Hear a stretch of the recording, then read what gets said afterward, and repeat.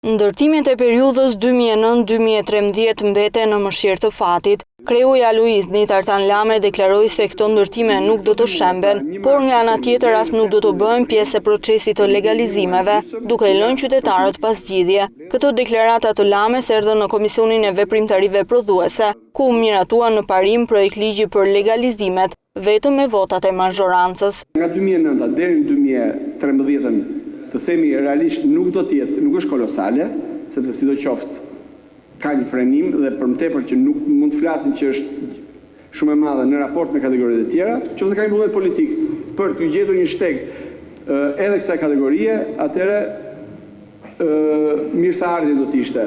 Por me legjislacionin aktual, kjo kategori nuk mund të përfshihet në legalizim. Jo se këta shkojnë në prishje, por nuk mund të përfshihet në legalizim. Lame deklaroi ndër të tjera se pasardhjes në pushtet janë përpiluar rreth 6600 dosje, ndërkohë që pjesa më e madhe e legalizimeve pritet të përfundojë gjatë mandatit të parë të qeverisjes. Në ditët e fundit të shkurtit, fillim të marsit, deri në atëherë jemi marrë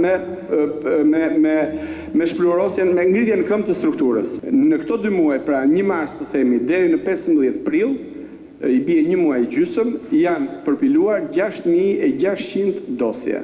Sipas të dhënave të Aluiznit, legalizimet ndahen në 25 kategori të ndryshme, në bazë të problematikës dhe ky ka qenë ngërçi i cili nuk ka lejuar që të gjendet zgjidhje për këtë çështje.